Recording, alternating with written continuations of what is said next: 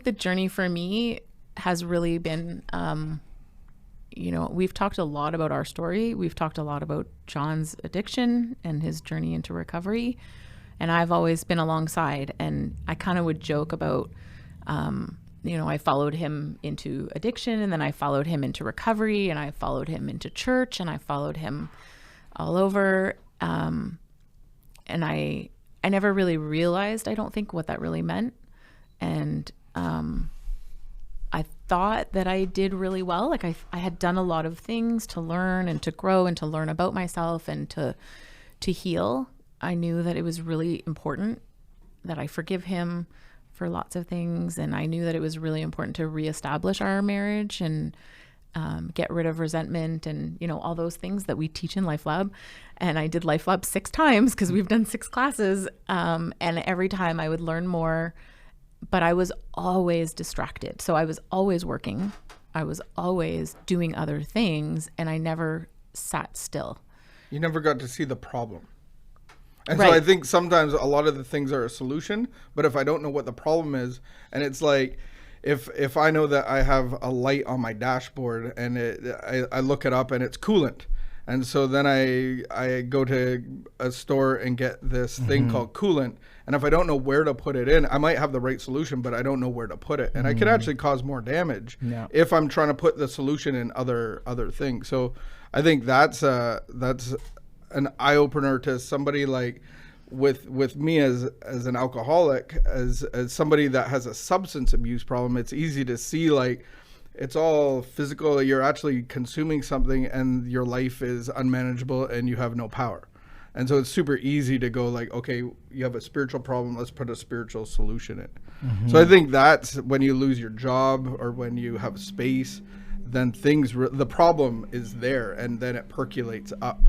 Absolutely. And my problem has always been me. And so it's a little bit more challenging. And I've been dismissive many times in the past of like,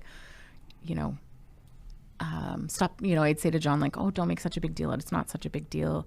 But my indicator light is that I get irritable, I'll get snippy, if I'm under too much pressure. And so for me, I blamed a stressful job. I have a very, important stressful job on Parliament Hill. I do all this service work and, we're hardly ever home. I'm out every night serving. And so I'm just tired. And before that, it was, I was living with an addict. And so when my job came to an end and we had done a real good financial coaching plan about 9-10 years ago. And so we've got to this place for 2020. Well, my job ended in 2019. We had, money saved up so that I could take a year off work. We have no financial worries. I have no job. Church is fine. Like church doesn't need me. I can step away, no problem. And here I am taking this year off work, but I'm not okay. I'm irritable. I'm discontent. I'm, snippy. I'm reacting to him constantly. And he kept saying like, what is going on with you? Like, I think you're still angry with me. I think you resent me. Like the way that you're treating me, like you don't treat anybody else like this. And I would just put it back on him. Like, well, But what were some other symptoms too? Like even like your own self-care and nail biting and sleeplessness.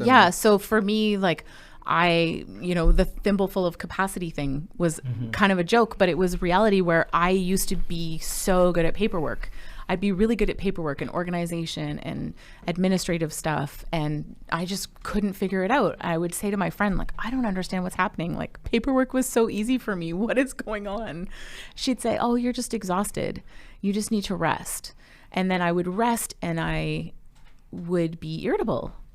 And I'm like, my life is great. It's literally the best it's ever been. I have an adult child who lives at home, but he's great to live with. He's like living with like the perfect roommate. He cleans up the dishes and pays rent. And for me, I just could not turn off my head. I couldn't stop overthinking. I couldn't stop being anxious. I would list things in my head all the time.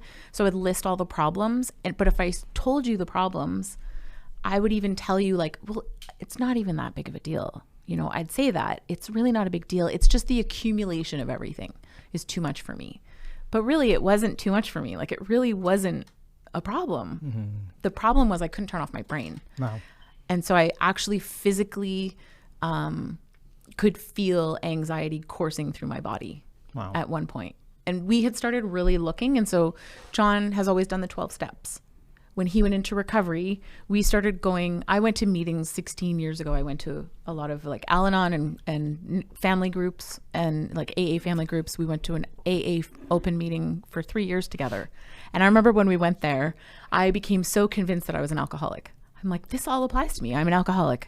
I have all these bad drinking stories because I would try to keep up with that guy. You don't want to try to keep up drinking with that guy. And of course, I couldn't handle that amount of liquor. And so I had bad drinking stories. And so I was telling all these people at this AA meeting, I'm an alcoholic. And they asked me a bunch of questions, which I know now is called qualifying. So they ask you all these questions and they're like, are you really an alcoholic? Well, no, because if I had like a big day tomorrow, I'm not going to go drinking. Yeah, she just shuts it down at 10 o'clock. Like, oh, and I have 3 drinks and I get tired. I'm tired. I got to go home to bed now. I'm full. I can only have 1 drink of wine. And I'm like, my dinner was too big. No, you're not. You're dequalified. So they're like, no, you're not an alcoholic. I'm like, darn. But I have all these issues. But this program really makes sense to me. And I need what you people have. Yeah. Like the people in this room, you guys have something that I want. And so we went there for about 3 years and I learned tons of stuff and carried a lot of it forward.